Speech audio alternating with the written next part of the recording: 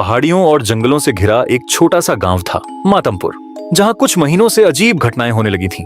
आधी रात होते ही एक रहस्यमयी गुड़िया गांव की गलियों में दिखाई देती थी। उसके बाल बिखरे होते, चेहरा फीका पड़ चुका होता और उसकी आवाज बहुत धीमी लेकिन अजीब सी होती। उसके गांव में आते ही अजीब सी डरावनी आवाजें सुनाई देने लगती।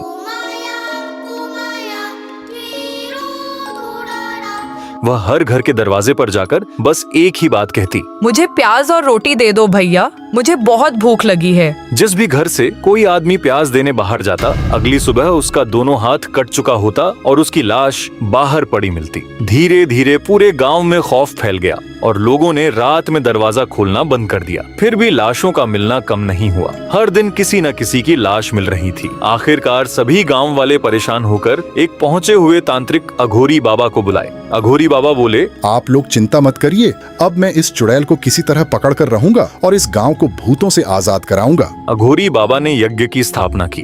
हर एक मंत्र के साथ आसमान लाल हो रहा था। देखते ही देखते पूरा सूरज खून की तरह लाल और डरावना दिखने लगा। तभी वहाँ पर कुछ हलचल हुई और वहीं डरावनी आवाजें गूंजने लगीं।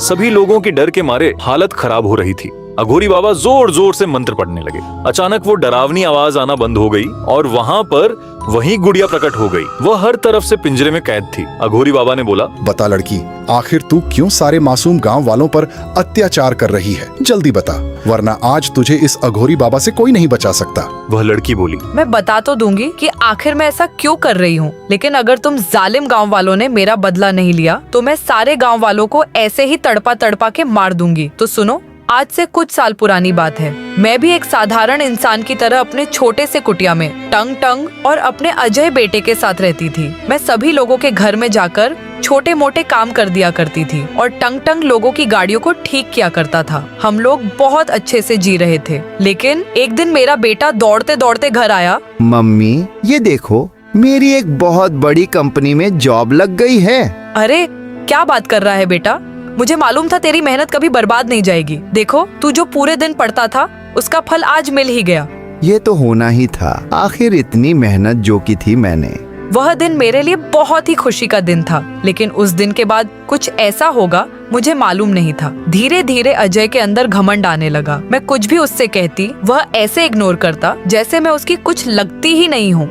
एक दिन अजय ने बोला, मम्मी पापा, आज हम किसी बड़े होटल में खाना खाने चलेंगे क्योंकि आज मेरी तनख्वाह आई है। हम लोग बड़ी खुशी खुशी गाड़ी पर बैठकर जाने लगे। कुछ दूर जाने के बाद अजय ने गाड़ी रोक दी। क्या हुआ बेटा, कुछ खराबी आ गई है क्या गाड़ी में? अजय ने बोला, ये रहा आपका नया मकान, जाइए आप दोनों अपने नए मकान में। मैंने बोला, अरे लेकिन हम तो महंगे रेस्टोरेंट में खाना खाने आए थे ना, और ये कौन सा मकान है? ये तो धर्मशाला है। अजय ने घमंडी अंदाज में बोला। अरे तो कुछ तो शर्म कर लो, मेरे पैसों पर खाना खा रहे हो। जब से मेरी जॉब लगी है तुम दोनों ने काम करना भी बंद कर दिया है। पूरे दिन बस घर में पड़े रहते हो और मेरे पैसों की रोटियां खाते रहते हो। इतना कहकर वह अपनी गाड़ी में बैठकर चला गया। हम दोनों वहीं पर बैठकर रोने लगे। टंग टंग ने धर्मशाला में जाने से साफ मना कर दिया था। देखते ही देखते रात हो गई। हमें बहुत भूख लगी हुई थी। हम दोनों सभी लोगों के घर गए और बोले, ऊपर वाले के नाम पर कुछ दे दो भैया, हम दोनों सुबह से भूखे हैं। लेकिन हमेशा एक ही जवाब मिलता, अरे आजकल के भिखारियों के तो नखरे ही अलग हैं। पहले दिन में आते थे और अब रात को भी मुंह उठा के आ जाते हैं। चलो निकलो यहाँ से। मैंने बहुत बार बोला, अरे भैया अगर कुछ अच्छा खाना नहीं है तो कम से कम प्याज रोटी ही दे दो, लेकिन किसी ने भी नहीं माना। 2 दिन तक ऐसे ही भीख मांगने के बाद कुछ नहीं मिला और हम दोनों की बड़ी बेरहमी से मौत हो गई। लेकिन आज भी मेरी आत्मा लोगों से बदला लेने की आग में झुलस रही है। अघोरी बाबा समेत सभी लोगों की आंखों में आंसू आ गए। अघोरी बाबा ने कहा, तुम्हारी कहानी तो बहुत ही दर्दनाक है लड़की। इन सभी गांव वालों की तरफ से मैं माफी मांगता हूँ। इन सब को छोड़ दो। लेकिन वह गुड़िया नहीं मानी। अब तो मेरी भूख इन सभी गांव वालों की मौत होने के बाद ही मिटेगी, क्योंकि तुम लोगों के माफी मांगने से मेरा टंग टंग वापस नहीं आ जाएगा। तभी वहाँ पूरा अंधेरा हो जाता है और जोर जोर से आवाज आने लगती है, गुड़िया, स्कूल जाने का टाइम हो गया, अभी तक तुम सोई हुई हो। चलो चलो जल्दी उठो और नाश्ता करो, शाबाश। ये सब बस एक सपना था। अरे बाप रे, इतना डरावना सपना, मैं तो मर ही जाती। लेकिन गुड़िया को ये सीख तो मिल गई थी कि तुम कितने भी बड़े इंसान क्यों ना बन जाओ, लेकिन माँ बाप के सामने तुम हमेशा बच्चे ही रहते हो।